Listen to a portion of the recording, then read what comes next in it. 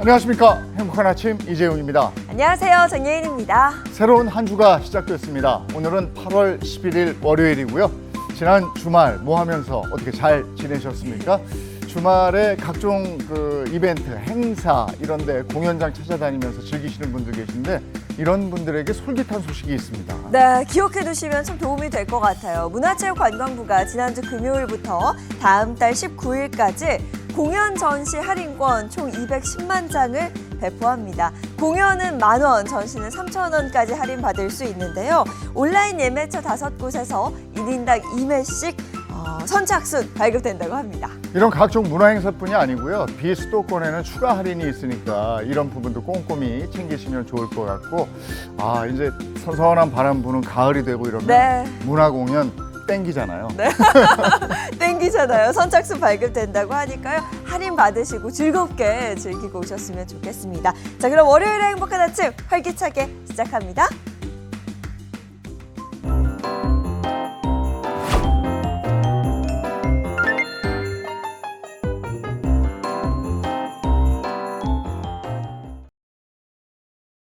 새로운 한 주가 시작된 월요일 어떤 소식이 들어와 있을까요? 모닝픽부터 시작하겠습니다. 손석구 평론가와 함께하죠. 어서 오세요. 안녕하세요. 안녕하세요. 첫 번째 모닝픽 어떤 겁니까? 네, 첫 번째 모닝픽은 변곡점에서 코스피입니다.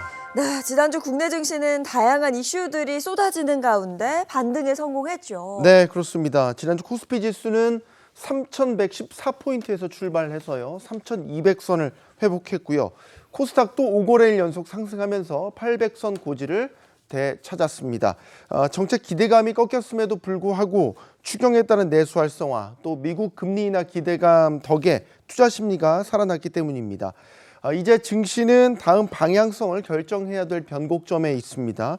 이번 주에도 투자자들의 이목이 집중된 굵직한 이벤트들이 줄줄이 대기 중이라서 뉴스 하나에 지수가 크게 움직일 수 있는 상황입니다. 네, 굵직한 이벤트. 어떤 이벤트가 증시에 영향을 줄 수 있을까요? 우선 이번 주에도 미국을 중시할 필요가 있겠습니다. 미국 트럼프 행정부가 상호 관세를 정식 발효한 데 이어서 이번 주에는 반도체와 의약품 등에 관한 품목별 관세를 발표할 것으로 예상됩니다. 특히 반도체는 한국의 주력 수출 품목이어서 초미의 관심사죠. 트럼프 대통령은 미국으로 들어오는 반도체에 100% 관세를 부과하겠다고 했지만 미국 내 공장을 보유했거나 짓고 있는 기업은 예외로 두겠다 이렇게 밝힌 바 있습니다. 국내 증시 시총 1, 2위 삼성전자와 SK하이닉스가 관세를 피할 수 있을 것이라는 기대가 나옵니다.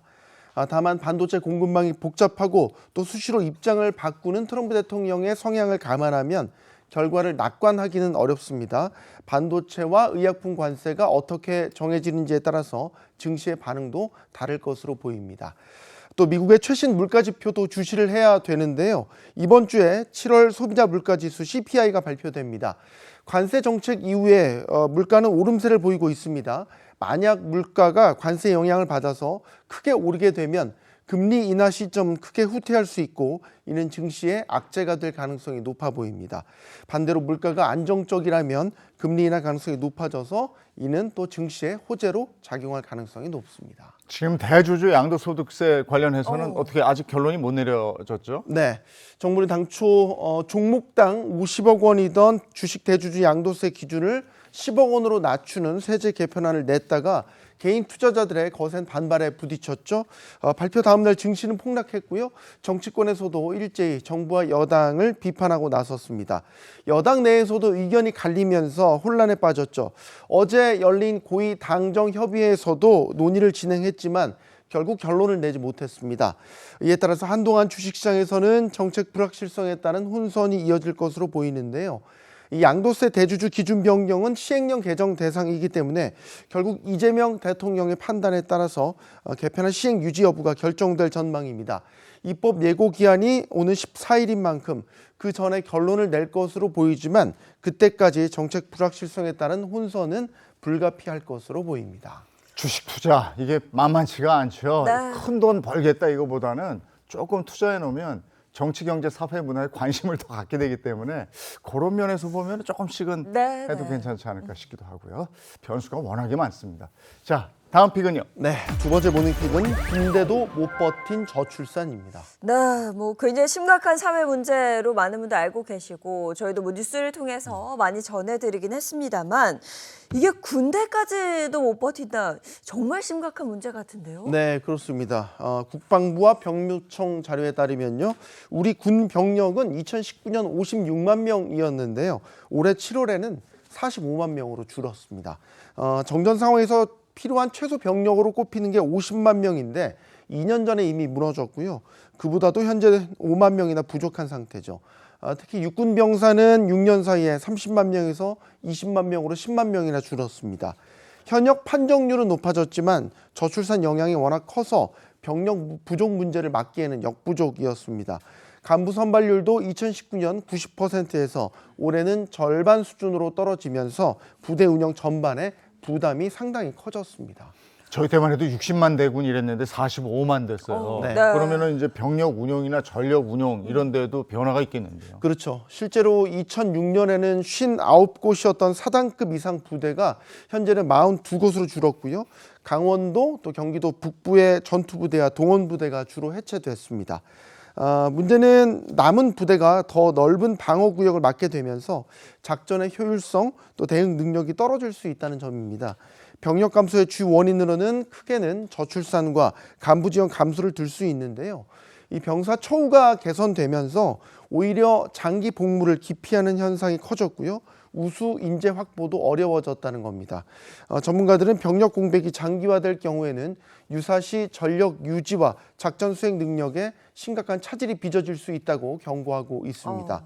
이에 국방부는 보충력이나 상근 예비역의 감축, 또 여군 확대, 단기 복무 장려금, 비전투 분야 민간 인력 확대, 장기 복무 장교와 부사관 활용 등의 대응책을 현재 추진 중에 있습니다. 병력의 빈자리는 이게 숫자가 아니고 우리 안보의 빈틈이 될 수 있기 때문에 네. 병력이나 전력 운용에 대한 대책 철저히 세워놔야 되겠습니다. 다음 픽은요. 네, 세 번째 모닝픽은 더 이상의 희생을 막는다입니다. 네, 어떤 희생을 막겠다는 건가요? 자세히 전해주시죠. 네, 바로 교제 폭력 피해입니다. 그동안 교제 폭력은 피해자가 처벌을 원하지 않는다 하면 경찰이 적극적으로 개입하기 어려웠습니다. 그러다 보니까 지난해 거제 사건처럼 수차례 신고가 있었는데도 결국 살인으로 이어지는 비극이 반복됐었는데요. 이에 경찰청은 교제폭력 대응 종합 매뉴얼을 처음으로 제작해서 전국 일선에 배포했습니다. 이제라도 관련 대책들이 나온 것은 참 다행인데 그렇다면 이번 매뉴얼의 핵심은 뭔가요? 네, 핵심은 사건 초기 가해자와 피해자를 선제적으로 분리하는 겁니다. 이 교제 폭력에도요, 스토킹 처벌법을 적극 적용해서 일회성 폭력이라고 하더라도 현장에서 경찰이 직권으로 접근 금지나 주거지 100m 이내에 출입 제한 등의 긴급 조치를 내릴 수 있게 된 겁니다. 그동안은 피해자가 처벌을 원하지 않는다고 하면 적극적으로 개입하기 어려웠는데 이제는 다릅니다. 폭행이 발생했다면 피해자가 교제를 이어가더라도 그 자체를 의사에 반한 행위로 보고 조치할 수 있습니다. 연인 간의 합의된 만남 중에 벌어진 폭행도 별도 접근으로 판단해서 스토킹 처벌법 적용이 가능해졌습니다. 네, 이게 연인 사이에 이런 사적인 일이다라는 이유로 좀 방치되는 일들이 있었는데 이렇게 되면 그런 일들이 줄어들 것 같고요. 뿐만 아니라 현장 대응도 좀 달라져야 할 것 같은데요. 네, 일단 신고 단계부터 가해자와 피해자의 관계를 확인해서요. 언쟁이나 협박, 재물손괴처럼 이 폭행이 없어도 교제폭력 코드를 지정합니다. 또 재물손괴나 특수폭행, 협박 같은 이 부수 범죄는 피해자 의사와 상관없이 수사할 수 있도록 했는데요. 일회성 스토킹 행위는 형사처벌 대상은 아니지만 이를 지속하고 반복할 경우에는 스토킹 범죄로 판단해서 전자발찌 부착이나 구속 같은 형사처벌도 가능할 것으로 보입니다. 경찰은 오는 9월 국회 세미나를 열어서 입법 공백 해소 방안도 논의할 계획입니다. 현장에 잘 뿌리를 내려서 비극적인 사건이 반복되지 않길 바라겠습니다. 다음 픽은요? 네, 네 번째 모닝픽은 존엄한 마무리입니다. 존엄한 마무리. 생의 마지막 순간 연명치료 대신 스스로 선택한 방식으로 삶을 마무리하겠다. 이런 네. 뜻일까요? 맞습니다. 연명의료를 받지 않겠다는 사전 연명의료의향서 등록자가 300만 명을 넘어섰습니다. 2018년 제도 도입 이후 7년 6개월 만으로 우리나라 성인 인구의 약 6.8%에 해당합니다. 사전 연명 의료 의향서 이게 구체적으로 어떤 겁니까? 이 말기나 임종 과정에서 연명 의료를 시행하지 않거나 중단하겠다는 의사를 미리 문서로 남기는 걸 말합니다. 19세 이상이면 지정기관에서 설명을 듣고 서명할 수 있습니다. 이런 사전 연명 의료 의향서는 처음에는 참여가 적었지만 2021년에는 100만 명, 2023년 200만 명을 넘어서 이번에는 300만 명을 돌파했습니다. 특히 여성 비중이 높아서 전체 66%를 차지했고요. 65세 이상 여성은 4명 가운데 1명이 등록했습니다. 네, 그런데 최근에는 단순히 연명 치료를 하지 않겠다는 선택을 넘어서 그 시기를 좀 앞당기자 뭐 이런 논의도 있다면서요. 네, 그렇습니다. 현재는 사망이 임박한 임종 과정에서만 중단이 가능한데 이를 수개월 내 사망이 예상되는 말기 환자까지 확대하자는 목소리가 커지고 있습니다. 말기와 임종의 구분이 쉽지 않은 데다가 환자와 가족의 삶의 질을 높이자는 취지 때문인데요. 실제로 관련 의학회 80% 이상이 찬성했고요. 법 개정안도 국회에 제출된 상태입니다. 복지부 장관 역시 확대 필요성에 공감한다고 밝히기도 했습니다. 하지만 이게 찬성만 있는 건 아니죠? 네, 그렇습니다. 종교적 이유나 또 도덕적 근거 부족을 이유로 반대하는 의견도 분명히 있습니다.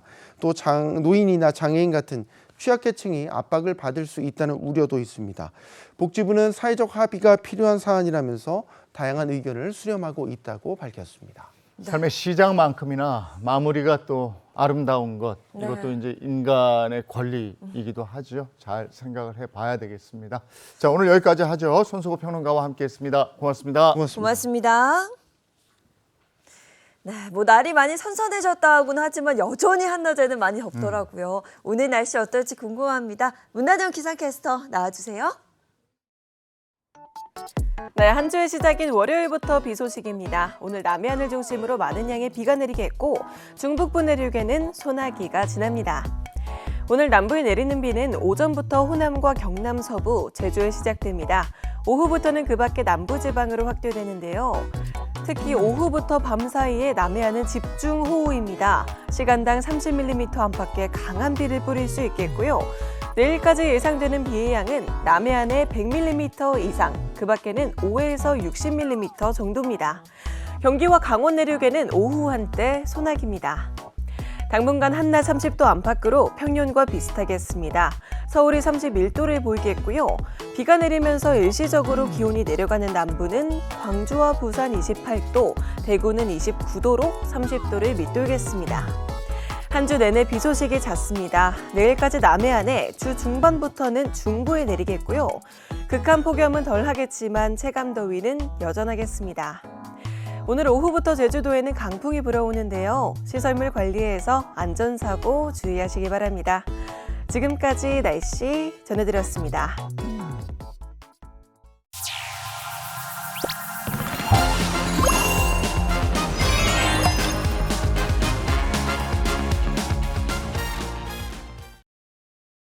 네, 이번에 자동차 관련 얘기 나눠보겠습니다. 방송인 박수림 씨 그리고 자동차 전문기자 장진택 기자 어서 오세요. 네, 반갑습니다. 네, 반갑습니다. 네, 두 분 오늘 어떤 자동차 소식 들고 오셨어요? 네, 요즘 자동차 기업들은 단순히 차를 잘 만드는 것뿐만 아니라 세상을 더 나은 방향으로 이끄는 기업이 되기 위해서 사회 공헌에 주력하고 있습니다. 특히 미래 세대인 아이들을 위한 지원에 적극 나서고 있습니다. 지속 가능한 경영의 핵심이 네. 이 바로 다음 세대의 꿈과 희망을 지키는 데 있다는 인식이 커지고 있기 때문인데요.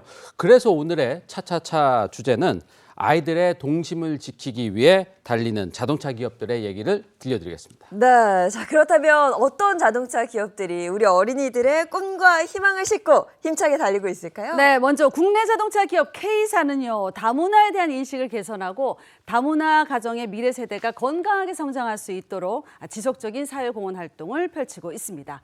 자, 올해는 다문화 청소년들이 스스로 진로를 설계하고 자립 역량을 키울 수 있도록 직무 체험과 인턴십이 포함된 교육 프로그램도 운영하고 있습니다. 자, 이 활동은 단순한 일회성 이벤트가 아니라 청소년의 실질적인 성장을 지원하고요. 사회 전반의 인식 변화를 이끌기 위한 중장기적 노력으로 이어지고 있습니다.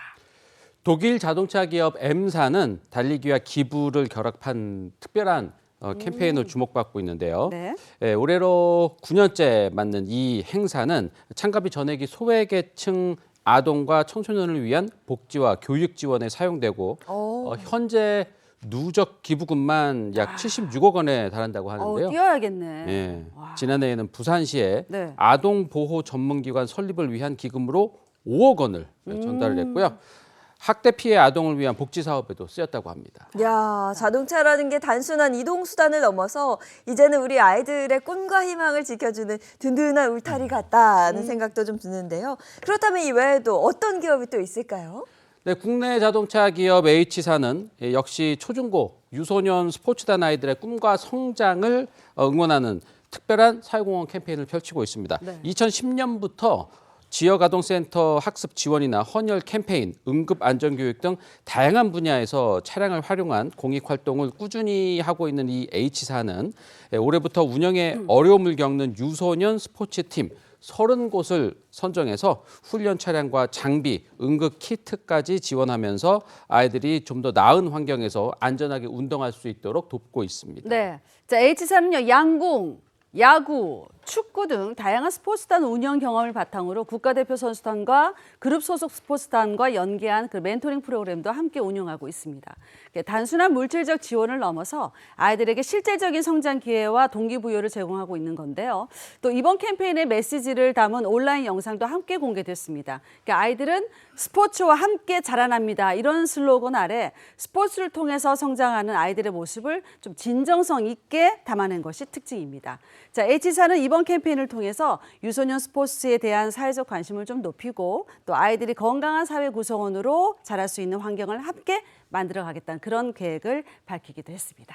네, 여기까지 자동차 관련 소식이었고요. 이번엔 우리 주변에서 일어나는 사건, 사고를 법의 관점으로 풀어봅니다. 그 법이 알고 싶다.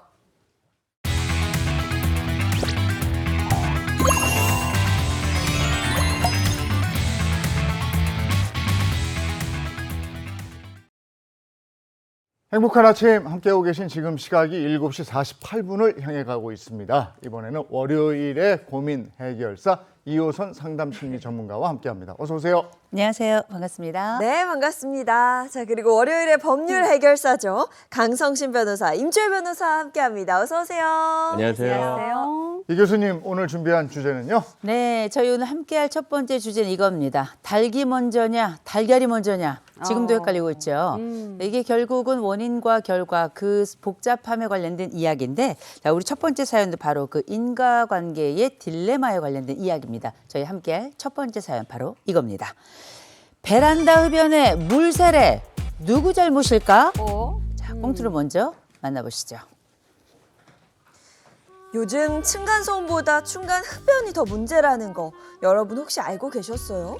위에서 쿵쿵 울려대는 층간소음도 물론 문제지만 아랫집 베란다를 타고 풍기는 담배 냄새 이거 정말 못 참겠더군요.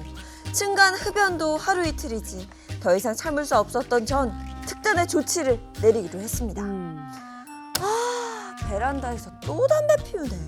하루 이틀도 아니고 진짜 더 이상 못 참아. 아, 차가워. 이게 뭐야, 이거? 이거 웬 물이야? 아, 이거 대체 누가. 아이, 날도 더운데 정말 열받네. 이거 가만 안 둬, 진짜. 분한 마음에 아랫집을 향해 물을 뿌리긴 했지만 설마 그 아저씨가 진짜 올라올 줄은 몰랐는데요. 순간 두려워진 전 문을 열어주지 않으려 버텼지만 어찌나 세게 문을 잡아당기던지 결국 도어락이 파손되고 말았습니다. 결국 전 경찰에 신고할 수밖에 없었는데요. 더 황당한 일은 그 뒤에 벌어졌습니다. 저분이에요. 저희 집 그 문고리 파손시킨 분이 이거 주거침입 맞죠? 아니, 이봐요, 아가씨. 말은 제대로 해야지. 아가씨가 먼저 베란다로 물을 뿌렸잖아요. 그래서 내가 지금 이렇게 젖은 거 안 보여요? 그렇다고 이렇게 집까지 막 쳐들어오시고 그러면 어떡해요? 아니, 그러게 내가 찾아왔을 때 좋게 얘기하면 될 일이지. 먼저 일을 키운 건 아가씨 아닙니까? 뭐라고요? 저 이대로 진짜 절대 못 넘어가요. 주거 침입으로 고소할 테니까 그렇게 아세요. 아이, 그럼 어디 마음대로 해봐요. 내가 뭐 가만히 있을 줄 압니까? 층간 흡연으로 괴롭게 했던 것까지 모자라 집까지 찾아와 문을 부수고 들어온 아랫집 남자. 심지어 상대방은 제가 먼저 물을 뿌렸기 때문에 항의하러 올라온 것뿐이라고 주장하는데요. 오히려 제가 먼저 원인을 만들었고 본인은 담배를 피운 적도 없다고 맞서고 있습니다. 이런 경우 과연 누구의 잘못이 더 큰 걸까요? 결과는 분명한 게 서로 이제 상대방이 먼저 도발을 한 거다 이렇게 얘기를 하고 있습니다. 원인이다. 자세한 얘기를 좀 해주시죠. 네, 상황은 이렇게 됐습니다. 네. 20대 여성 A씨가 최근에 아랫집에서 올라오는 이 담배 냄새 때문에 정말 큰 스트레스를 받고 있었는데 어느 날 이 아랫집 남성이 베란다에서 담배를 피우는 모습을 목격하게 됩니다. 그런데 이 20대 여성 홧김에 아래층을 향해서 물을 쏟아부은 겁니다. 아이고. 자, 이걸로 인해서 갈등은 더 격화되는데 이 물을 맞은 이 남성이 바로 위층으로 올라와서 10분간 현관문을 막 세게 두드리기 시작합니다. 무서워요. 그러다 급기야 잠금 장치를 부수고 집안까지 들어오게 됩니다. 어머 세상에. 자, 이제 다행히 A씨의 신고로 경찰이 신속하게 출동을 하게 되는데 더 큰 피해는 발생하지 않았지만 또 하나의 문제가 이 A씨가 모자이크도 없이 SNS에 상대 남성 사진을 게재한 거예요. 자, 이 사연을 올리고 나서 이 사연이 알려지자 온라인에서는 의견이 이제 엇갈리게 됩니다.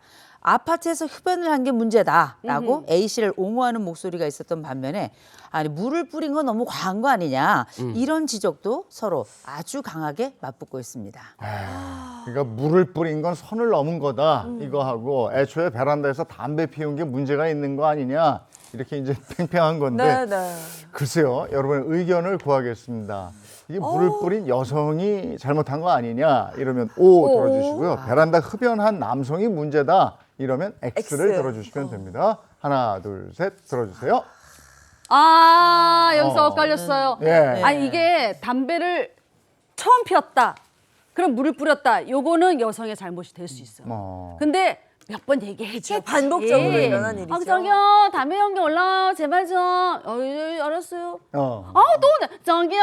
이씨 물 뿌려. 그러니까 여러 번 있었다 그러면 이거는 남성의 잘못이죠. 몇 번을 아하. 경고했는데. 그죠. 비흡연자들한테 담배 연기 이런 담배 냄새 진짜 싫어요. 스트레스 받거든요. 아, 근데 그렇다고 물 뿌립니까? 그럼 뭘 뿌려요? 자랑이 하트. 아니 근데 아니죠. 물을 뿌리는 것도 좀 그렇긴 한데 네. 제가 약간 좀 크게 봤던 것 중에 하나는 이 모자이크도 없이 이 SNS에 저거. 그냥 그거는 좀 개인정보 잘못했죠. 같은 것들을 그냥 올려버린 거거든요. 이 사정은 충분히 이해가 되겠고 또 생각해 보면 이 담배 냄새라는 게 굉장히 역겹기도 하고 건강에도 굉장히 해롭기 때문에 좀 그렇긴 한데 그렇다고 해서 물을 뿌려 거기다 SNS에 더군다나 모자이크도 올려 요거는 조금 여인 쪽이 조금 더 잘못한 게 아닌가 그런 생각이 좀 듭니다. 아유, 저도 뭐 이 여자분이 좀 잘못이 좀 큰 것 같은데 물 뿌린 거부터가 뭔가 싸움의 시작이지 않나. 그러니까 담배를 집에서 피는 거는 아직 불법은 아니잖아요. 피면 안 돼. 흡연 장소 아니, 따로 피- 있어요. 그러니까 피면 안 되지만, 네. 피면 그러니까 안 되지만 아직 잘못했죠. 불법까지는 아니잖아요. 근데 남한테 물을 뿌리고 이거는 불법이다. 그래서 불법을 선을 넘은 거는 이 여자분께서 먼저 넘지 않았나. 담배 피는 거 아니, 불법 근데 아니야? 변호사님이 할 말이 없으실 것 같아요. 내가 아니, 아니에요. 제가 봤을 때 말해가지고 담배 피는 거 그렇게 좋으면 문 닫고 그래 지랄해야지. 해야죠. 그럼요. 아니 왜 그 연기를 남의 집에 날리면서 그래. 그 안 좋은 향기를 연기를 불법이 위로 올라가. 아니라니까. 연기를 뿌리는 거나 잘한 아니 게 물을 아니라는 뿌리는 게. 거나 아니 그 물을 뿌린다고 해서 폐암에 걸리진 않잖아요. 그런가요? 아니, 아, 요즘- 물 뿌린다고 저체온증이 오는 건 아니 아니에요. 요즘에 지정된 흡연실이 아닌 곳에 담배 피는 건 안 되죠. 안 되지 불법이에요. 않나요? 불법이에요. 아, 지금 일단 의견이 굉장히 팽팽해서 이거는 변호사님 잘 말씀하셔야 돼요, 변호사님들. 들어야 될 것 같습니다. 한번 들어볼까요? 하나, 둘, 셋. 잘 모르겠는데 왔다 갔다 해요. 왔다 갔다 해. 오, 왜 그렇게 생각하시는 거예요? 임재 변호사 먼저 들어볼까요? 일단 이 정도면 네. 이웃 사촌 아니라 이웃 왼수죠. 그럼요. 서로 감정의 골이 상할 대로 상한 상황인데 네. 근데 어쨌든 이 위층에서 이 여성분 물 뿌린 거요. 잘한 행동은 아니죠. 그렇죠. 이 역시도 폭행죄가 성립함은 일단 분명합니다. 그러니까 다른 거는 다 논외로 하더라도 일단 물을 뿌린 행위가 폭행죄가 성립함은 분명해 보여요. 왜 우리가 드라마에서 아니 감히 내 아들을 만난다고 하고 이렇게 물착 뿌리는 장면 예, 기억나시죠? 맞아. 네. 이게 꼭 내가 물리적으로 내 손을 쓴다거나 아니면 흉기를 사용한다거나 하지 않아도 어떤 유형력을 행사해서 상대방이 피해를 입었다면 이 역시도 폭행죄가 인정이 됩니다. 실제로 이제 유리컵에 들어있던 물을 휙 뿌린 사안에서 네. 폭행죄가 인정이 되어서 벌금 70만 원을 선고됐던 사례도 있고요. 그렇구나. 어떤 도구를 가지고 했느냐가 중요한 게 아니라 상대방이 어떻게 피해를 받는가가 맞아. 폭행죄 성립엔 더 중요한 역할을 합니다. 다만 폭행죄는 반의사 불벌죄라고 해서 상대방이 뭐 처벌을 원치 않는다면 처벌이 되지 않습니다. 그러니까 상해로까지 나아간 건 아닌 것으로 네네네. 보여요. 물을 뿌렸다고 해서 어떤 영구적으로 상처를 입는다거나 많은 치료를 요할 것 같지는 않은데 그런 상황이라면 반의사 불벌죄에 따라서 처벌이 되지 않을 가능성은 열려 있지만 어쨌든 물 뿌린 거 폭행죄 분명합니다. 아. 그리고 또 이 교수님이 딱 지적해 주셨어요. 이 사진 올린 거. 이 부분도 그거는 문제가 될 수 수밖에 있겠죠. 없죠. 일단 서로 감정이 상한 부분은 맞고 네. 현재 증거를 모으기 위해서 이런 촬영을 한다거나 녹음을 하는 것은 충분히 가능해 보이는데 SNS에 모자이크 처리도 없이 올린 부분은 초상권 침해에 해당할 수 있습니다. 물론 이 자체가 바로 형사처벌이 되지는 않고 네. 경우에 따라서는 상대방에게 비방의 목적으로 명예훼손을 위해서 올렸다라면 명예훼손 여부가 성립될 수는 있겠지만 명예훼손 정도는 아니다라고 한다면 초상권 침해에 따라서 일정 부분 손해배상은 해줘야 될 사안으로 보입니다. 네. 근데 우리 법이 액체하고 고체에 대해서는 엄한데 네. 물이나 몽둥이 이런 거. 근데 기체, 담배 연기에 대해서 관대한 거 아닌가요? 강 그러네. 변호사님 얘기 좀 들어볼까요? 일단은 뭐 누구의 책임이 더 무겁냐, 둘 다 사실 잘못했죠. 둘 다 네. 잘못한 거는 우리도 알고 있을 거예요. 근데 이게 범죄적인 측면에서 보면은 방금 변호사님 말씀하신 이제 여성분의 경우에 뭐 상해죄가 해당되냐, 폭행죄가 해당되냐 뭐 이제 그런 부분이겠지만 일단은 이분은 담배를 핀 거 자체가 어떤 뭐 범죄, 뭐 감옥, 뭐 이제 그런 문제는 아니겠죠. 네. 그렇지만 그 사후의 행동 있잖아요. 문을 열고 막 맞아. 부수고. 그래. 그게 무서워. 사실 이거는 명백한 범죄 행위라고 볼 수 있지 않습니까? 이 보면은 사실 이 여성분 같은 경우에 이럴 수 있어요. 내가 진짜 담배 연기 때문에 너무 괴로워가지고 좀 그만 좀 해주세요. 막 그러다가 또 피니까 너무 그 순간을 못 참아가지고 그렇지. 우발적으로 물을 확 뿌려버렸을 수 있어요. 막 이렇게 갖고 그리고 와가지고. 숨어. 그리고 숨어. 근데 이 남자분 같은 경우에는 물론 물을 맞고 너무 화가 났겠죠. 그래서 윗집으로 올라갑니다. 네. 근데 거기서 띵동띵동 문을 열고 막 열어주세요. 나 할 말이 있어요. 그게 아니라 계속 몇 분 동안 문이 처음부터? 부서질 때까지 하고 이런 건 사실 우발적이라고 보기 조금 어렵죠.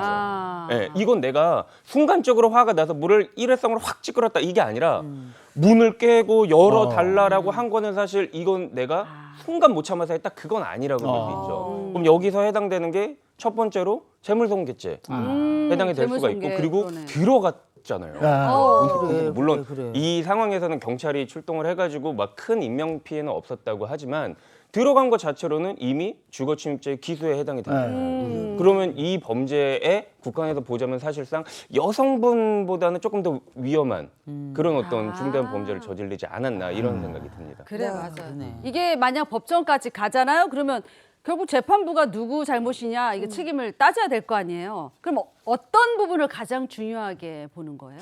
일단은 뭐 여러 가지 요소가 있을 수 있겠죠. 사실 이런 다툼이 있고 나서 화해를 했을 수도 있어요. 이제 막 진짜로 막 이게 기소가 돼가지고 법원 가가지고 막 법정 나가고 이제 처벌을 받네 하면 이제 그때 무서워서 밑에 집에 내려가서 잘못했다. 밑에 사람도 위에 올라가서 잘못했다. 이렇게 해서 좀 합의가 서로 간에 잘 되고 하면은 또 형량이 낮아질 수가 있고. 그리고 이제 남성 같은 경우에는 아까 두 가지 범죄가 문제가 될 수 있다고 했잖아요. 근데 이 두 가지 범죄의 형량을 막 산술적으로 더하는 건 아니에요. 더하는 건 아니지만 어쨌든 두 가지 범죄에 해당하는 구성 요건에 해당하는 범죄를 저질렀기 때문에 재판부에서도 좀 더 중하게 볼 수도 있잖아요. 그런데 이런 경우에는 또 사실 반성의 여부라든지 아니면 내가 정말 다시는 이러한 행동을 하지 않겠다는 어떤 뭐 재범 방지 내가 이런 어떤 부분을 재판부에 잘 어필을 하거나 한다면 또 형량은 달라질 수가 있기 때문에 사실상 이런 부분은 화해 부분이에요. 화해 부분이 가장 큰 것 같아요. 맞아. 윗집과 아랫집 사이에 일어난 어떤 일이기 맞아요. 때문에 재판부에서도 이런 우리가 잘 이제 화해해서 더 이상 집안에서 담배 피지 않고 더 이상 막 밑에서 물 뿌리지 않고 이렇게 그래. 하겠습니다라고 하면은 사실 형량 부분은 크게 차이가 날 수 있다고 봅니다. 아니 저 사는 아파트도 보면은 담배 피시는 분들은 그 밑에 내려와서 그래요. 흡연 다시 구역이 집으로 있어요. 올라가고 이렇게 하던데 네, 맞아. 이게 층간 소음 못지않게 층간 흡연 때문에 문제가 지속적으로 일어나는 이유가 뭔가요? 그렇죠. 요즘 여러 문제가 있는데 최근 한 온라인 커뮤니티에서 정말 화제가 됐던 사진이 있습니다. 왜 엘리베이터에 제발 금연해 주세요. 뭐 층간소음 주의해 주세요. 네네. 이런 경고문 있어요. 붙잖아요. 경고문이 딱 붙은 건데 현직 무당입니다. 실외기 앞에서 제발 담배 피우지 마세요. 계속 담배 피우시면 살 날립니다. 이런 이야기가 경고문이 붙은 거예요. 근데 얼마나 힘들었으면 그렇죠. 이런 것까지 붙었느냐 여러 가지 반응이 나왔는데 댓글들도 정말 찬반이 난리가 난 겁니다. 이게 흡연이라는 게요. 사실 연기를 통해 전해지는 건데 우리가 아랫집에서 삼겹살 구워 먹으면 그 냄새 앞집, 옆집, 윗집 안 나잖아요. 이 냄새라는 거는 사실 어느 방향으로 퍼질지 제어할 수도 모르죠. 없습니다. 맞아요. 그러니까 피해는 극심한데 이걸 딱 입증하고 이 순간 담배 피는 순간 딱 잡을 수도 없는 노릇이니까 계속해서 분쟁이 발생을 하고 있어요. 우리가 집안에서 아까 담배 피워도 되냐 처벌 규정이 있냐 맞아요. 이 얘기 많이 했었잖아요. 이 공동주택 관리법을 봐야 돼요.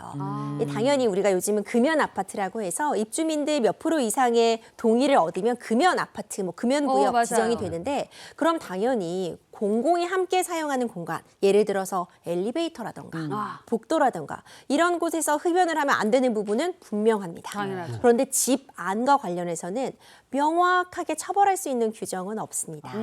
물론 이 관련 법 규정에 따라서 세대 내 흡연으로 타인에게 피해를 주지 않도록 해야 된다라는 규정은 딱 나와 있어요. 그런데 타인에게 피해를 주지 않도록 노력은 해야 되는데 그래서 만약 노력을 하지 않으면 어떻게 되는지 어떤 처벌이 딱 나와 있는 건 아니거든요. 맞아요. 그리고 이게 집안에서 일어나는 일이면요. 지금 담배 냄새가 올라온다고 해서 당장 그 집에 뛰어가서 문 열어볼 수도 없는 노릇이다 맞아요. 보니까 그럼요. 입증을 하는 것도 쉽지 않습니다. 그렇다 보니 분쟁이 계속해서 늘어날 수 있고 결국 이 냄새로 피해를 보는 입장에서는 찾아다니면서 어느 집인가 본인이 찾기도 참 어렵잖아요. 마땅히 규제 방법이 없다. 결국 관리사무소 같은 곳에 연락을 취해서 너무 피해를 입고 있다라고 호소를 하면 이제 뭐 안내 방송을 한다거나 계도를 요청한다거나 교육을 하는 방안이 현실적으로는 이거 최선이다 나오고 있어서 많은 이야기들이 나오고 있는 상황입니다. 근데 정말 생각해보면 문제가 될 것 같긴 해요. 맞아요. 사실 층간소음 같은 경우에는 뭐 데시벨 수치나 녹음을 할 수 있는데 아니 지금 뭐 담배 연기 냄새가 연기가. 올라온다 해서 그걸 뭐 모았다가 나중에 증거 자료로 제출할 수도 없고 이거 어떻게 하면 좋을까요? 어렵죠. 사실 이걸 뭐 어떻게 뭐 용기를 뭐 잡아놓을 거예요. 뭐 사실 그래. 어렵죠. 그러니까 근데 이럴 수 있어요. 그 담배를 만약에 베란다나 이런 데서 피면 연기가 이렇게 몽실몽실 올라올 수 있잖아요. 그럼 그때 거기에다 조명을 싸가지고 좀 사진을 찍어? 근데 또 어려워요. 어려워. 네, 사실 이게 어렵고 쉽지 않아요. 이런 건 있을 수 있죠. 그 담배를 피는 모습을 찍을 수 있죠. 그리고 그 연초 피시는 분들은 그 꽁초가 남잖아요. 네. 그 꽁초 같은 거를 이렇게 베란다에 차곡차곡 모아두시는 그거 있어요. 분들이 있을 수 있어요. 사탕통에다가 이렇게. 네, 맞아요. 이제 그런 거를 찍어 놓는다거나 아니면은 그 이웃집에도 네. 같은 피해가 있을 수 있거든요. 그럼요. 그 담배를 피는 그 밑에 집이 있으면 그 윗집들에서 동일하게 좀 나는 이런 담배 때문에 고통을 받고 있다. 이런 어떤 주변의 진술 같은 게 있을 수가 있고 네. 그리고 만약에 아파트 같은 데 살면 관리실 있지 않습니까? 네.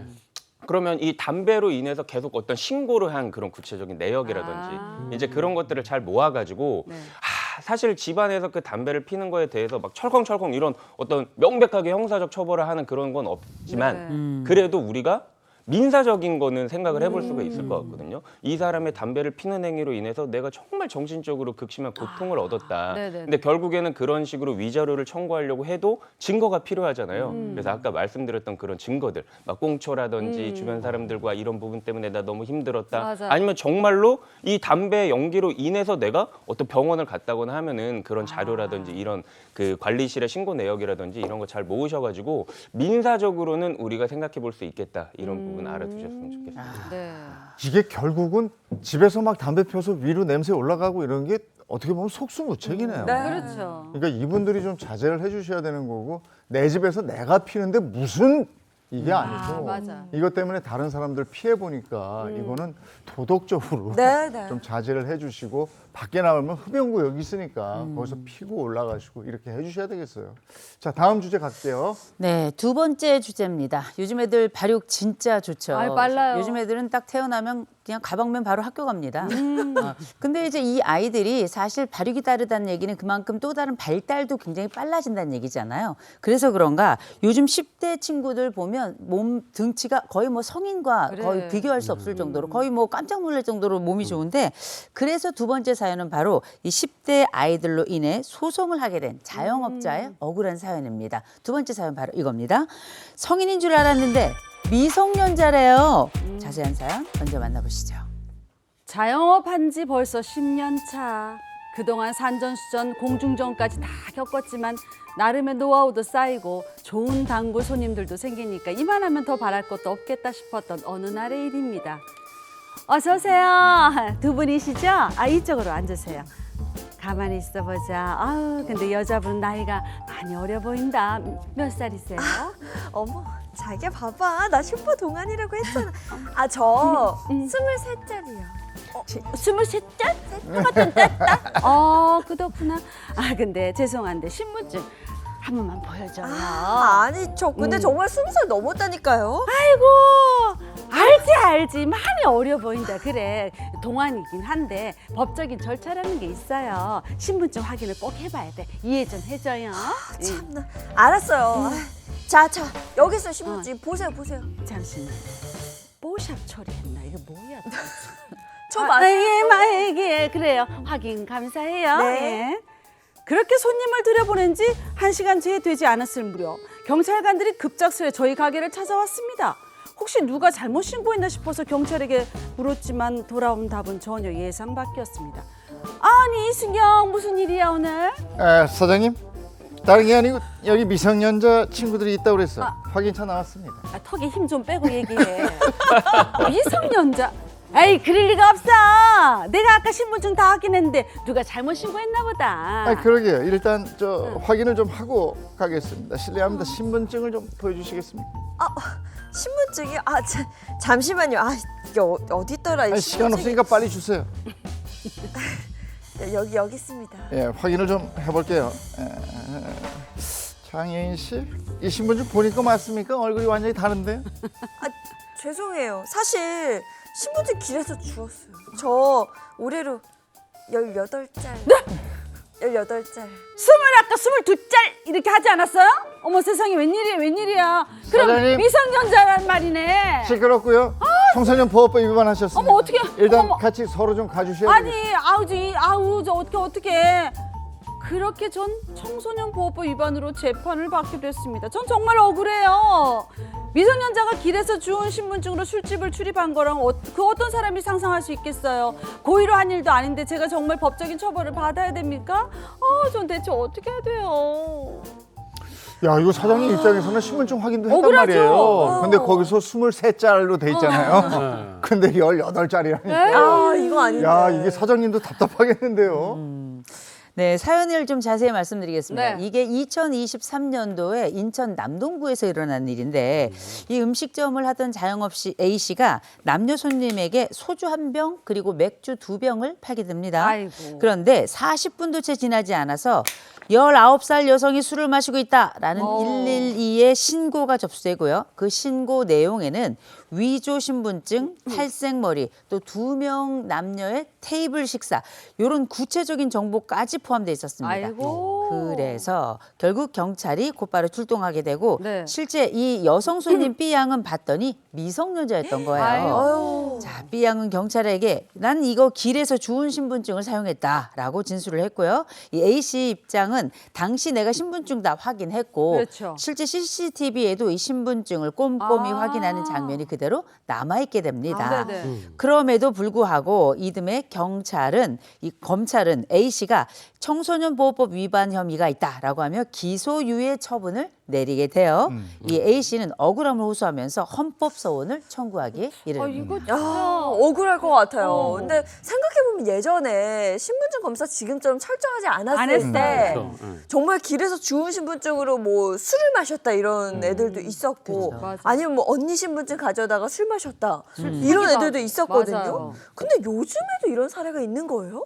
요즘에도 정말 많습니다. 많아요. 아유. 사실 예전에 뭐 주민등록증 같은 거 갖고 다녔을 때 네. 이제 실물 신분증 위조일 때는요. 예를 들어서 뭐 88년생이다. 그러면은 숫자 미성년자 바꿔서? 걸려 있으면 이제 커터칼로 살살 지워서 세상에. 86으로 만들고 그러니까 이런 방식을 많이 썼다면 요즘은 더 교묘해졌어요. 왜냐하면 모바일 신분증이 등장을 했기 때문에 그러네. 이제 모바일 신분증도 맞다. 사실 당연히 공신력 있게 만들어진 거고 활용할 수 있는 게 맞는데 네. 이걸 이제 캡처 화면 같은 캡처해서. 것을 사용하는 겁니다. 할 수 있구나. 특히 고령의 자영업자 같은 경우에는 네. 일단 이 모바일 기기가 좀 사용하는데 어려움이 있을 수도 있고 맞아요. 이 모바일 신분증 같은 걸 위조한다거나 아니면 이제 포토샵 같은 거 통해서 수정을 하고 그 캡처본을 살짝 제시하면서 이게 마치 그 어플리케이션 켜고 제대로 화면을 보여주는 것처럼 하면 또 사실 모를 수 있죠. 속을 수 있죠. 맞아요. 그래서 사실 지금 이 실무를 하는 입장 이렇게 확인을 해야 되는 숙박업소나 아니면 편의점 사장님들이 불만이 굉장히 많습니다. 아하. 이거 확인하기 쉽지 않다는 네네. 그런 이야기도 나오고 있는데 최근에요. 강남의 한 모텔에서 미성년자들이 원래 이런 숙박업소는 이제 부모님 없이 동의 없이 이제 미성년자끼리는 숙박을 할 수 없는데 없죠. 이렇게 모바일 신분증 위조한 거를 내밀고 또 숙박을 미성년자들끼리 했다가 또 문제가 됐던 사안도 있거든요. 또 인터넷 찾아보면은요. 네. 이 모바일 신분증 가짜로 10분 만에 만들어주겠다. 어허. 또 이런 세상에. 글들도 회외합니다. 이걸 너무했다. 앱처럼 이렇게 포토샵을 통해서 내가 만들어줄 수 있다. 웬일이야. 이런 글이 버젓이 올라오니까 미성년자들이 이를 이용해서 출입 제한업소를 버젓이 이용하는 일들이 반복되고 오히려 신고가 들어가서 영업 정지라던가 피해를 보는 건 자영업자분들 많은 문제가 있는 상황입니다. 아니 미성년자처럼 보여서 신분증을 제시해 달라고 그래서 제시를 해요. 네. 근데 봤어요. 20살 넘어. 그러면 술을 팔았어. 근데 걸렸어. 업주 아니 이게 입장에서 저 억울하죠. 업주 입장에서는 억울한데. 그리고 아까도 보니까 뭐 기소유예예요. 이게 뭐 정가는 아니지만 어쨌든 무혐의는 아닌 거잖아요. 그렇죠. 근데 이게 업주 입장에서는 참 그런데 어떤 처벌을 받습니까? 이렇게 다 기소유예 가고 뭐 이래요? 일단은 미성년자에게 술이나 뭐 담배 이런 거 판매하거나 뭐 네. 숙박업소 출입하게 하면은 일단은 처벌받습니다. 아. 이 업주가 처벌받아요. 네. 2천만 원 이하의 벌금에도 처해질 수가 있고 아유. 한데 문제는 결국 그거죠.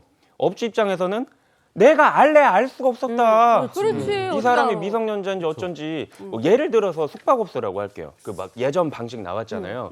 그럼 제가 84년생인데 4에 이 양옆을 살짝 지워요. 아세톤 이런 걸로. 그러면 일자가 되거든요. 그럼 사실 그런 숙박업소에서는 그런 방법이 이렇게 있었구나. 막 이렇게 볼 수 있다고 그렇지. 칠게요. 언뜻 보지. 언뜻 근데 사실 술집 같은데 아. 그 야간에 그거 사실 막 바쁜 때 예. 이럴 때 사실 진짜 어떻게 이거. 그거를 4자가 일자로 변한 것인지 그거 사실 알기가 어렵잖아요. 현실적으로. 사람들 막 뒤에 오는데 그래. 그거 알기 어렵고 이런 것도 있을 수 있어요. 그 청소년이 들어가지 못하는 업장 같은 경우에는 이 신분증 확인을 더 꼼꼼하게 철저하게 해야 해줘야 됩니다. 돼. 예를 들어서 조금 의심이 돼요. 얼굴이 또 너 같지 않은데? 라고 하면은 여기 이거 사는데 주소 불러봐. 주민등록 번호 뭐야? 그렇죠. 뭐 이런 식으로 좀 더 철저하게 확인을 해야 되는데 아하. 뒤에 손님이 40명 몰려 있어요. 빨리 들어가요. 너무 잘 되는 데인데. 네, 근데 사실 이런 경우에는 어렵잖아요. 현실적으로 그렇죠. 어려워요. 시끄럽고 어둡고 막 이런 경우에 사실상 이 처벌도 처벌이지만 업주 입장에서는 제일 무서운 게 뭔지 아세요? 이거 영업 정지 받는 거예요. 무서워. 너무 세다. 상대 너무 잘 되는데 뭐 야간에 한 뭐 몇십일 정지라고 하면 이거 못 열어요. 근데 현실적으로도 내가 정말 이거를 신분증을 확인을 안 한 게 아닌데 야간에 이거를 확인하기가 어렵다라고 해버리면은 사실 문제가 좀 있는 거죠. 자영업자분들이 사실상 노력을 기울여도 적발하기가 어렵다라는 분이 현실적인 그 문제점으로 지적이 되는 겁니다. 이 연세 있으신 분들은 노안이라 보이지도 않아요. 그 돋보기 껴가면서 4자인지 1자인지 이거 확인하는 것도 쉽지 않은데 이 사연에서는 사장님이 기소유예 처분을 받았단 말이에요. 근데 이에 불복했어요. 헌법 소원까지 냈잖아요. 실제 어떻게 됐어요? 이게 너무 궁금해요. 사장님 입장에서는 네. 너무 억울한 거예요. 억울하죠. 기소유예라는 건 일단 처벌까지 이어진 건 아닌데 죄가 있다. 혐의점이 그러니까. 있는 부분은 맞지만 재판까지 갈 건 아니니까 기소하는 거를 잠깐 유예해 주겠다 이런 의미인데 그러니까 무혐의를 받은 건 아니거든요. 그럼요. 그러니까 사장님 입장에서는 이건 안 되겠다 다투고 싶다라는 마음이 드는데 기소유예 처분 받으면 그 형사 절차 안에서는 어떻게 불복할 방법이 없어서 헌법 소원까지 되는 아. 거죠. 결론을 말씀드리자면 일단 이런 상황 같은 경우에 신분증을 조악하게 위조했다면 당연히 한 번 더 확인할 필요가 있겠죠. 그렇죠. 그런데 상황상 일단 신분증을 어느 정도 위조를 했어도 꽤 그럴듯한 상태이고 상대방이 어떻게 보이느냐도 법원의 판단에 매우 중요합니다. 맞아. 우리 사안으로 돌아가 보면 탈색머리를 하고 있었어요. 어. 그래서 성인처럼 보이는 상황이었고 어. 실제 제시한 그 주민등록증의 사진과 크게 차이가 없었다고 합니다. 아. 그리고 당시에 함께 동행했던 사람은 실제로 성인이기도 했고요. 그래서 여러 가지 정황들이 보통 고려가 되는데 상대방을 봤을 때 좀 누가 봐더라도 성인처럼 그런 외모를 가지고 있었다라고 한다면 네. 적어도 이걸 잘 확인해야 되는 게 사장님의 의무는 맞지만 누구라도 좀 속을 수 있었겠다. 맞아. 아이, 그럼요. 억울하겠다. 이런 부분들은 가만히 되고 우리 사안 같은 경우에도 그래서 사장님 소리를 들어줬습니다. 이건 누구라도 속을 수 있었겠다라는 판단 하에 결국 불기소 결정, 혐의 없음 처분이 내려졌던 사안입니다. 네. 뭐 이번 건은 좀 다행이긴 한데 네. 이것도 또 까딱 잘못하면은 이 뭐 벌금이나 뭐 영업정지 이런 거 당하면은 자영업자들은 진짜 큰 타격이거든요. 어우, 손해가 막 이런 좀 피해를 막기 위해서라도 좀 제도적인 보완 같은 게 좀 필요해 보이긴 하는데 뭐 정부도 좀 움직이는 게 있습니까? 사실 아까 말씀드렸다시피 이거 진짜 영업 정지 받아버리면은 정말 큰 타격이거든요. 소문도 금방 나요. 진짜로 이런 경우를 방지를 하기 위해서 일단은 뭐가 필요할까요? 위변조를 하는 거를 강력하게 제재를 해야죠. 네. 그렇지. 일단은 시작부터가 위변조를 한 것 자체가 문제니까. 네. 그래서 이런 부분도 처벌할 수 있도록 관계 이제 법령이 개정이 됐고, 그리고 아까 말씀드렸다시피 정말 억울한 부분이 있다고 했잖아요. 그러니까 이런 거예요. 처벌을 받는 부분에 있어서 당신 미성년자한테 뭐 술 팔고 담배 팔았으니까 처벌. 아니에요. 저는 진짜 고의성이 없었어요. 저를 처벌하면 안 돼요라고 해서 그래 알겠어. 그러면은 기소유예 뭐 처벌은 안 시킬게. 뭐 벌금. 근데 영업정지. 아니, 판 건 판 거잖아요. 그러니까는 영업정지는 받아야지. 그건 별개로 행정처분은 받아야지. 이렇게 해버리면은 진짜 저한테 오셔서 그래요. 차라리 벌금 맞고 끝나는 게 낫지. 이거 영업정지로 내가 지금 이 매출이 엄청난데 이거를 다 포기해야 되느냐? 그래서 이런 부분도 개정이 됐습니다. 식품위생법이랑 이제 공중위생관리법상 만약에 내가 진짜 이 미성년자한테 술을 뭐 담배를 팔았다고 하더라도 어떤 객관적인 증거로 인해서 진짜로 나에게는 아무런 과실조차 없어요. 난 정말 이 사람이 성인인 줄 알았어. 너무 노하냐? 진짜 누가 봐도 성인이야. 당신이 봐도 성인이죠? 라고 할 정도. 막 CCTV에 다 있어요. 이거를 철저하게 확인하는 거. 네. 주민등록번호 불러보세요. 어디서 한지 불러보세요. 이거 다 했어. 그런 부분이 입증이 된다면 이런 행정처분도 면제해 줄 수 있는 그런 식의 제도가 개선이 된 상황입니다. 다행입니다. 네. 그러니까 어렸을 때는 참 그 빨리 어른 흉내 한번 내보고 싶어요. 네, 맞아요. 그래서 가는데 신분증까지 위조하고 다니는 애들은 상습범이에요. 그래, 네. 맞아. 근데 만약에 이게 걸리면 그래서 영업정지를 받았다면 이게 구상권을 애한테 청구 그래야 되는 거 아닌가 무슨 싶어요. 얘를 감옥에 보내고 이럴 수는 없지만 그 손해본 액수만큼 그래. 이 아이한테 해서 얘가 일을 시키는 다음번부터 거야, 그냥 일을 이렇게 하지 않도록 내가 하는 이 일이 저 사람한테 엄청난 피해를 주는구나. 그래, 그리고 알아야지. 그 피해가 나한테까지 이렇게 올 수 있구나. 이거 뜨끔하게 혼내줘야 되는데 항상 그런 게 안 되더라고요. 네, 위조 절대 안 됩니다. 자, 이거 오늘 여기까지 하겠습니다. 그 법이 알고 싶다. 두 분 변호사님 고맙습니다. 고맙습니다.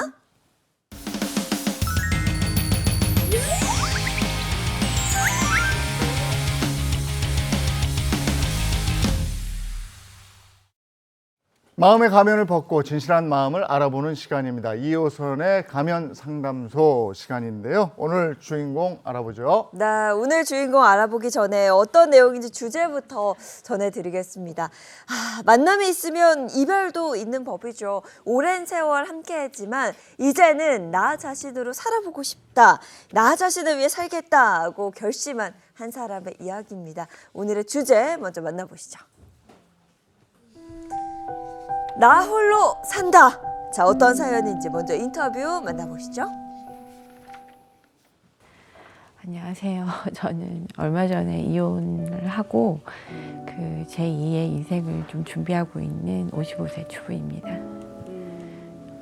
어릴 때 동네 이제 친구로 만나서 연애를 좀 길게 하고 결혼 생활을 20년 정도 했는데 그러니까 총 한 30년 정도를 봤던 사람인데 보통 이제 이혼한 이유가 다들 뭐 뭐 외도나 아니면 뭐 사업 같은 게 뭐 안 좋게 돼서 경제적인 게 조금 어려워지면 그만둔다고 하는데 저희는 주사나 뭐 언어적인 뭐 폭언 같은 게 조금 견디기가 힘들어서 그만두게 된 케이스인 것 같아요. 노력을 하긴 했죠. 그러니까 내가 너무 힘들어 라고 얘기를 했을 때는 나는 그 힘들다는 표현을 10번을 잡고 말을 하는 건데 너는 왜 매사가 불평이야? 라고 나오면 그다음부터는 입이 다물어지는 거예요. 귀를 닫은 사람한테 말을 해봐야 무슨 소용이 있어? 그러니까 말을 안 하게 되고 상대편에서는 불평불만만 한다라고만 느끼고 이래서 그러니까 서로 상처는 상처대로 남고 뭐 해소는 되지 않는 뭐 그런 시간들이었던 것 같아요. 술을 먹어서 폭언이 있을 때도 있지만 그게 더 잦지만 그러기 전에도 그냥 불쑥 물건이 제자리에 없다라는 이유로 막 아침 출근길에 한 30분 정도를 막 화를 내고 심하게 말을 하고 그러니까 그 폭언이라는 게 뭐 욕설 포함 뭐 이제 뭐 물건을 집어던졌던 적도 있는 것 같아요. 근데 나는 내가 참으면 되니까 내가 숨어서 울어도 되고 뭐 내가 밖에 잠깐 나가서 뭐 좀 잠깐 기분을 조금 달리해도 괜찮은데 아이들한테 그럴 때는 너무 정말 견딜 수가 없는 거예요. 뭐 매를 든다거나 그랬을 때는 내가 말리면 상황이 더 커져요. 네가 말리니까 애들이 더 그러잖아. 이렇게 되니까 말릴 수도 없는 거예요. 아이들의 방패가 돼주지 못하는 내 자신이 너무 제일 힘들었어요. 그래서 이제 혼자서 나와서 생활을 하면서 합의 이혼으로 해서 이렇게 이혼하는 과정은 사실 그렇게 힘들게 안 했어요.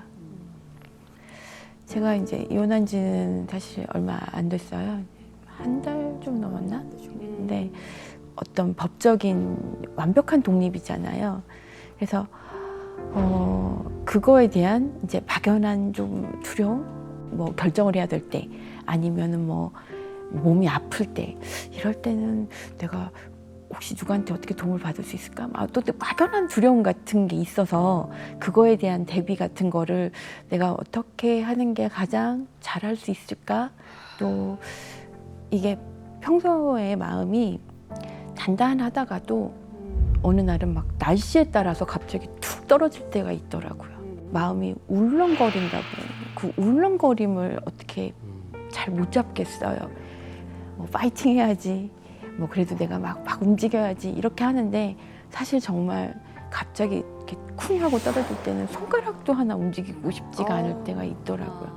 가끔씩 그렇게 힘들어지는 그 마음들을 내가 다잡고 일어날 수 있는 좋은 뭐 방법이 없나 그런 것들에 대한 궁금증이 있어요. 30년 가까운 기간 동안 함께한 그 세월을 정리하는 것도 또 나 홀로 서기를 하는 것도 쉽지 않은 선택인데 어떻게 들으셨어요? 그러니까 이혼하신 지 한 달 정도 됐다고 했잖아요. 얼마 안 되신 거거든요. 그리고 남편과의 그 인연이 30년, 결혼한 지 20년 됐으면 연애를 한 10년 하신 거잖아요. 젊은 시절을 그 남편과 함께 계속 이어오다가 갑자기 툭 끊어지면 진짜 울렁울렁거리고 막 혼란스럽고 뭐 어지럽고 흔들리고 이런 건 진짜 지극히 정상적인 것 같아요. 뭐 자책하고 이러시지 않으셔도 될 것 같은데 지극히 정상이 아닐까 이런 생각이 들거든요. 네. 네. 그 참 안타까운 사연인데요. 일단 남자들 진짜 반성해야 됩니다. 이 남자들이 남편분들이 많이 실수하시는 게 말 실수예요. 그러니까 실수인지 모르고 그냥 툭툭 내던지는 맞아. 그 말들 때문에 이게 좀 소통이 좀 잘 되지 않은 경우들이 상당히 많은데 또 뭐 여기에 이제 씨앗은 거기서부터 이렇게 시작되지 않았나라는 생각이 들고 저도 많이 반성하게 되고요. 네, 그리고 이 사연자분은 되게 그 조심스러우신 성격인 것 같아요. 그런 것 같아요. 여러 번 생각을 해가지고 얘기를 했는데 남편이 또 막 화를 내고 막 짜증을 내고 막 이러니까 이게 대화가 그냥 끊겼잖아요. 그러다가 이제 거기서부터 이렇게 좀 시작이 되지 않았나. 원인은 대화가 단절된 거 아닌가. 예, 맞죠? 근데 근데 너무 늘 안타까운 게 네. 가장 아끼고 사랑하는 사람일수록 가까운 사람일수록 왜 이렇게 말로 상처를 주는지 모르겠어요. 우리가 살면서 뭐 배우자에게 말 한마디에 상처받았던 경험 다 있거든요. 저도 결혼 생활 한 20년 됐는데 상처받은 그런 말이 아니라 말을 안 해서 상처를 받아. 아, 입을 다물고 뭔가 얘기해서 뚜두두두 하면 아무 말이 없어. 나 뭐 뒤통수에 대고 얘기해? 나 벽 보고 얘기해? 좀 대꾸를 좀 해. 이러면 그냥 아니면 굳이 그걸 왜 나한테 얘기해? 뭐 이런 거 있잖아요. 뭐 얘기를 했으면 돌아오는 게 있는데 대꾸가 없으니까 저는 그게 너무 서운한 적이. 어떤 때는 많아요. 말하면 또 말한다고 뭐라 그래요. 아니, 남편분께서 되게 과묵한 성격이에요. 네, 저 저도, 그런 건 있어요. 예. 근데 만약 저는 이런 반성도 하게 되는데 아내가 뭐 TV를 보다가 뭐 이제 국제 정세 얘기가 나오거나 뭐 관세 얘기 나오거나 뭐 이렇게 되면 물어봐. 맞아, 물어봐요. 물어봐. 네. 그럼 제가 그걸 내가 어떻게 알아? 네. 좀 너무 그냥 과묵할 걸. 아이고. 가만히 있을 걸. 그래 한번 찾아볼게 잠깐만 하고 좀 검색 좀 해보고 좀 얘기를 좀 해야지. 아니, 그냥 과묵한 게 더 나을 것 같다는 생각이 들어요. 아니 그리고 진짜 모르는데 자꾸 물어보면 다 알 것 같아. 남편은 다 알 것 같아. 맞아요. 왠지 아 뭔가 근데 알 것 그냥 같지. 나도 잘 몰라서 그래라고 말하면 그래 되는데. 그러면 되는데. 나도 모르는데 뭐 자꾸 물어 이러면 그러니까. 이제 그게 또 싸움이 되거든요. 실제로 많은 분들이 부부싸움의 원인으로 무엇을 말했느냐보다 네. 어떻게 말했느냐를 더 크게 맞아요. 꼽더라고요. 그러니까 싸우다 보면 당신 왜 말을 그렇게 이 말 한마디로 그렇지. 싸움의 불씨가 되고 감정이 폭발하는 순간들이 굉장히 많습니다. 맞아요. 결국 뭐 말투나 태도 그것부터가 이제 갈등의 시작이 될 수 있다는 거죠. 원래 사고는 빈정이 상하면서 사건이 되는 거거든요. 어떻게 이 사람이 내게 와서 의미가 되고 존재가 되느냐는 사실 여러 가지가 있을 수 있겠지만 제일 중요한 건 그 사람의 말이 내게 와서 그 사람과 나 사이에 이 관계의 악유를 만들어내는 거잖아요. 이 관계의 악유를 만들어낼 수도 있지만 우리가 다 아다시피 서로를 악당으로 만드는데도 이 말이 한몫합니다. 그래서 아다르고 어다르다 이런 맞아요. 얘기가 나오지만 이 빈정이 상한다는 건 굉장히 여러 가지 의미를 갖게 되는데요. 이를테면 그 사람이 어떤 말을 해서 내 마음이 상했어. 이 얘기는 일단 당신과 나 사이 존재의 거리가 멀어지게 되는 거고요. 네네. 또 어떤 말은 이 사람의 존재를 크게 만들지만 어떤 때는 이 사람의 말이 상대방을 완전히 먼지처럼 만들어내기도 하죠. 맞아요. 어디 그뿐인가요? 관계의 질도 형편없어지고요. 사실 우리가 생각하는 이 다툼의 향방이 어쩌면 우리가 주고받는 말, 그 한두 마디에서 결정되는 경우가 굉장히 많은데 가장 치명적인 말은 역시 무시죠. 상대방을 완벽하게 증발시켜버리고 동시에 상대방의 존재를 아주 가장 가볍게 만드는 그 무시가 사실상 부부 사이에서도 가장 격렬한 싸움을 만드는 데 굉장히 중요한 역할을 합니다. 네. 자, 실제로 부부 10쌍 가운데 7쌍은 싸움 후에도 상대방이 상처를 준 말이 계속 맴돌아서 힘들다라고 답했다고 하는데요. 자, 그렇다면 부부싸움을 할 때 절대 하지 말아야 할 말 어떤 것들이 있을까요? 네. 4가지의 말이 있다고 합니다. 가장 먼저 4위죠. 네. 4가지 중에 4위 한번 보시죠. 자, 이럴 거면 그냥 이혼해! 라고 합니다. 이거 2위 아니에요? 이게 4위예요? 너무 센데요? 근데 이혼이란 말은 처음 하기가 내뱉기가 힘들지 한 번 하면 습관적으로 하는 사람들 많더라고요. 맞아요. 근데 진짜 이혼을 해야겠다 생각하는 사람이 이혼을 그런 말을 던지는 게 아니라 그 사람을 공격하는 거 있잖아요. 이 말을 딱 꺼냈을 때 그 사람을 죽이는 거, 자존심 상하게 하는 거. 나 이런 식으로 나면 나 진짜 이혼해. 이건 진짜 이혼보다는 당신을 무시하는 거 이런 거 같아. 이 단어라는 자체가. 그렇죠. 이 이혼이란 말을 함부로 하면 안 되는 거예요. 절대 안 되죠. 그게 네. 습관적으로 반복될 수도 있어서 맞아요. 그 말 절대 하면 안 되고요. 실제로 많은 부부들이 이혼을 고려하는 원인이 이런 감정적인 발언. 그냥 이혼해. 이 말 한마디에서 시작이 되기도 한다고 합니다. 자, 그럼 3위도 이어서 볼까요? 3위는요. 너희 부모님도 똑같아. 부모님 왜 나와 여기서? 이거 아, 아니죠. 이게 3위구나. 아니 이게 1등일 것 같았는데 그래, 나는 부모님 이게 건드리면 안 3등이면 돼. 2등이랑 1등은 얼마나 더 센 가족 건지 안 돼. 모르겠는데 가족 건드리는 건 아닙니다. 진짜. 그래, 그렇죠. 안 돼. 가족 건드리면은 거기서부터 큰 게 시작이 돼요. 맞아요. 예, 뭐 이쪽 공격하면 또 저쪽도 공격하고 집안 뭐 싸움 나요. 막 이렇게 하다가 이제 큰 네. 싸움으로 번지고 이러기 때문에 예, 가족 건드리는 건, 난 이게 1등인 줄 알았는데. 이거. 가족 건드린 적 있나 봐요? 아유, 없죠? 없을 거예요. 아이고, 여기는 있을 수 노코멘트. 없어. 네. 야, 진짜 문제입니다. 네. 실제로 부부싸움 중 가족 언급에 더 큰 분노를 느끼는 사람들이 굉장히 많습니다. 왜 이런 말 있잖아요. 다른 건 내가 다 참을 수 있는데 가족은 그래, 문제다. 맞아. 이게 뭐 친구 관계에서도 그렇고 부부 사이에서도 마찬가지인 것 같습니다. 갈 때까지 가보자 이런 뜻이잖아요. 그죠. 네. 자, 그리고 부부 갈등에서 두 번째로 상처받는 말이 바로 이거라고 합니다. 뭘까? 넌 항상 그래. 아이고. 근데 그 다음 말이 있죠. 네가 그렇지 뭐. 그런 거 꼬는 그렇지 말. 뭐. 이 말은 꼬는 사실 상대의 변화를 완전히 그냥 차단해버리는 말이기도 하거든요. 사실 생각해보면 우리가 왜 아까 사위는 뭐 그래 우리 이혼해 이런 얘기하지만 네. 우리가 말이 씨가 된다고 이걸 심리학에서는 자기 충족적 예언이라고 불러요. 아. 이혼해 나중에 이혼합니다. 그리고 아까 3위에서 봤던 우리 가족을 끌어들이는 거 요건 이제 3차 대전으로 가자는 거예요. 야. 굉장히 위험한 아주 위험을 촉발하는 행위다라고 저는 생각을 하고요. 지금 우리가 말씀하셨던 것처럼 너 항상 이래. 넌 늘 그렇지. 네가 언제는 안 그랬냐? 이런 얘기 있죠. 우리가 왜 그 유명했던 요리 프로그램 중에 무슨 흑백 요리사 뭐 이런 게 있었던 네네. 것 같은데 우리가 이렇게 늘 항상 반드시 언제나 이런 방식을 우리가 이분법적 사고 그중에서도 흑백 논리라고 부릅니다. 흑백 논리. 완전히 뭐 아니면 도로 생각하고 그리고 이 사람에게 또 다른 변수는 없다고 말하는 건데 아유. 사실 가만 생각해 보면 정말 나라는 사람이 늘 그렇습니까? 절대 안 아니요. 그러죠. 나라는 사람이 언제나 그래요? 그렇지 않죠. 이를테면 우리가 뭐 살아가는 모든 과정에 극단화라는 게 발생할 수 있지만 이런 극단적이고 이분법적 사고로 상대방을 판단한다는 건 흔히 인지 왜곡이 발생한다라고 얘기를 합니다. 그 사람은 그렇지 않은데 그 사람이 그렇다고 판단하고 아유, 그렇게 믿게 되는 거죠. 그러네. 그러면 정말 그 사람이 그렇습니까? 아니죠. 그러면 아니라고 반박하겠죠. 그러면 이때부터 다툼은 훨씬 더 극화되고 더 나아가서 상대방이 나를 완벽하게 한쪽으로 코너로 몰아넣는 것 자체를 견딜 수 없게 되는 겁니다. 네, 그럼 이어서 1위 보겠습니다. 지금 이미 궁금해. 4위, 3위, 2위가 너무 센 다 말이었는데 나왔는데. 네네. 대망의 1위는요. 보여주세요. 너랑 결혼한 거 후회해. 야. 이 말이라고 합니다.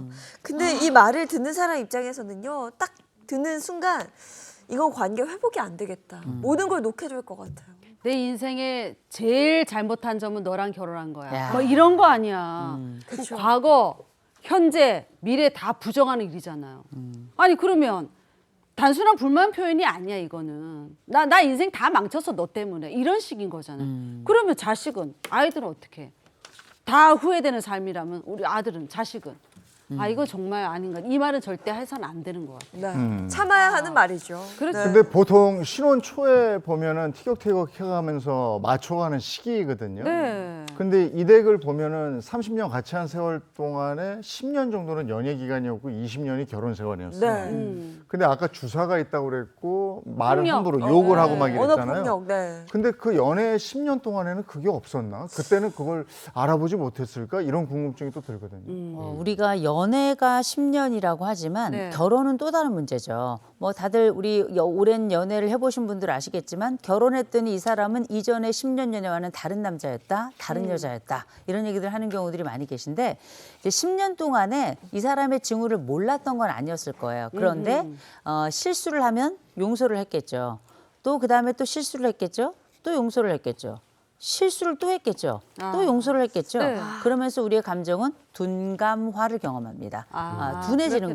거죠. 둔해지는 데다가 또 한 가지 우리가 사실 생각해 보면 이런 실제 결혼으로 넘어가면 이 서약이 우리의 약속이 우리의 새로운 시작이 이 사람을 다른 사람으로 만들고 다른 고백을 하고 또 다른 선택을 할 거라고 생각하는데 이런 기대는 그냥 생각이고 기대일 뿐이죠. 그래서 우리가 어떤 반복된 감정 속에 별일 없이 우리가 10년을 지냈다고 많이들 착각을 하세요. 네네. 근데 그 사이에 엄청난 일들이 많았던 거고 이 사람의 변화가 10년 동안 없었다면 결혼한 후에도 이 사람의 변화는 없는 거예요. 맞아요. 어쩌면 우리가 쉽게 용서하면서 이 사람에 대해서 값싼 용서를 했던 것이 마침 우리가 결혼을 하면서 잊혀졌던 것 같지만 그 이후에 그 값쌌던 그 순간들이 결혼한 이후엔 더 심각한 상황으로 가는 경우가 굉장히 많습니다. 근데 지금 말씀을 잠깐 들어보면 사실 우리가 결혼하기 전에 갈등이 많았다? 이런 부분은 되게 결혼한 후에도 갈등이 많습니다. 네. 또 결혼하기 전에 갈등이 별로 없었던 부부들도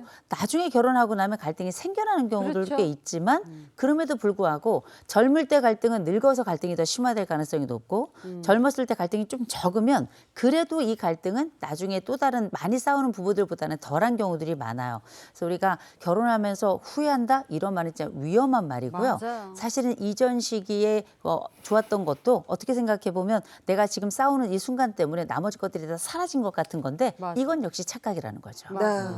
근데 저는 사연자분 이야기 중에 가장 가슴이 아팠던 부분이 나한테 막 뭐라고 하는 거는 참을 수 있대요. 참아왔대요. 근데 아이들한테까지 그러는 그래. 건 내가 엄마로서 아이들을 지켜주지 못했다는 마음에 너무 괴롭다고 하셨거든요. 이 마음 어떻게 해야 될까? 이게 큰 상처거든요.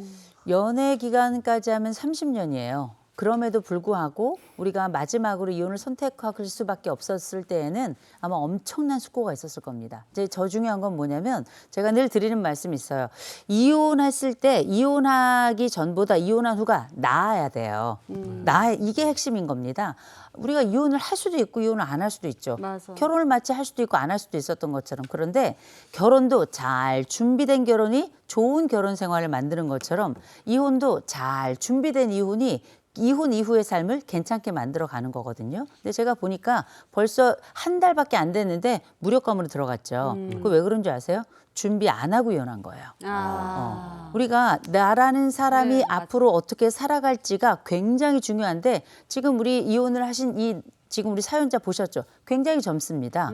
굉장히 젊은데 그 얘기는 앞으로 남은 세월이 굉장히 길다는 얘기죠. 그렇죠. 지금부터 준비해도 문제는 없겠지만 일단 지금 상황 보세요. 20년 거의 30년 가까운 이 삶에서 내 스스로도 길들여졌거든요. 그렇죠. 길들여져서 갑자기 달라진 이 한 달의 삶이 나에게 많은 것을 보여주는 겁니다. 아, 내가 준비가 안 됐구나. 내가 오랫동안 길들여졌구나. 나라는 사람이 지금 앞으로 어떻게 살아갈지에 대해서 준비가 지금부터 시작돼야 되겠구나라는 걸 아주 잘 보여주는 거거든요. 근데 제가 이 말씀 좀 드릴게요. 많은 분들이 오죽하면 그렇겠냐 이렇게 이 얘기는 뭐 지난 세월에 대한 아픔도 있을 겁니다. 그런데 이 사람이 그냥 지금은 맨몸으로 나온 것과 다름이 없어요. 근데 이거는 본인의 문제입니다. 이건 남편과의 관계가 좋았고 안 좋았건 상관없이 네. 이혼 이후에 나의 무력감은 결국 나에게 남겨진 절대값이에요. 그래서 준비하지 않은 것에 대해서는 안타까운 지점이 있습니다. 그러나 지금부터 준비하면 돼요. 그래요. 일상에서 루틴 준비해야 됩니다. 내 일주일을 무엇으로 채워야 될까? 그전엔 아이들로 차 있었고 배우자로 차 있었고 남편의 호통으로 차 있었어요. 네. 근데 지금 모든 것들이 다 증발되고 완전히 텅 빈 우주 속에 혼자 서 있는 거거든요. 나의 일주일 준비하시고요. 또 한 가지 잊지 마시고 자녀들하고 관계 돈독하게 가져가시기 바랍니다. 그럼요. 그래야 내 스스로 삶도 이 공허감도 좀 줄어들 그렇죠. 거고 그리고 안정감도 생겨나게 될 거예요. 좋다. 홀로서기에 대한 다부진 각오와 결심이 있어야 될 것 같아요. 네. 예, 오늘 복면 상담소 여기까지 하겠습니다. 고맙습니다. 고맙습니다. 네, 이어서 오늘 날씨 어떨지 알아보겠습니다. 문다는 기상캐스터 날씨 전해주세요. 네, 현재 서울의 하늘은 구름이 잔뜩 꼈습니다. 전국이 흐린 가운데 남해안을 중심으로 비가 내리겠고 중부 곳곳에는 소나기가 내리겠는데요. 지난밤에 서울은 25도를 웃돌면서 열대야가 나타났고요. 기온은 여기서 더 크게 오르지 못해 현재 기온은 25.4도를 보이고 있습니다. 오늘 남부에 내리는 비는 오전부터 호남과 경남, 서부, 제주에 집중됩니다. 오후에는 그 밖의 남부지방과 충청 남부로 확대되겠는데요. 특히 오후부터 밤 사이에 남해안은 집중호우입니다. 시간당 30mm의 강하고 많은 비를 뿌리겠고요. 내일까지 예상되는 비의 양 보시면 남해안은 최대 100mm 이상, 그 밖에는 5에서 60mm 정도입니다. 오후에 한때 경기와 강원 내륙에는 소나기가 지나겠습니다. 당분간 한낮 30도 안팎으로 평년 기온과 비슷하겠는데요. 서울이 31도를 보이겠고요. 비가 내리면서 잠시 기온이 내려가는 남부는 부산과 광주가 28도, 대구가 29도로 대부분 30도를 밑돌겠습니다. 한 주 내내 비 소식이 잦습니다. 내일까지 남해안에, 주 중반에는 중부에 비 소식이 들어있는데요. 극한 폭염은 덜하겠지만 습한 더위는 여전하겠습니다. 오늘 오후부터 제주도에는 강풍이 불어오는데요. 시설물 관리 잘 해주시고요. 안전사고 유의하시길 바랍니다. 지금까지 날씨 전해드렸습니다. 바람은 확실히 달라졌던데 네. 이번 주는 비 예보 확실히 좀 그쵸. 관리를 하셔야죠. 네, 오늘도 비 예보 나와 있어서 외출하실 때는 우산 하나 꼭 챙기시고요. 비 그치고 나면 또 기온이 또 좀 확 떨어지지 않을까 이런 생각이 듭니다. 좋은 하루 보내시고요. 저희는 내일 아침 7시 30분에 돌아올게요. 행복한 아침, 행복한 하루 되십시오. 고맙습니다. 고맙습니다. 즐거운 바다에서 Say the next channel A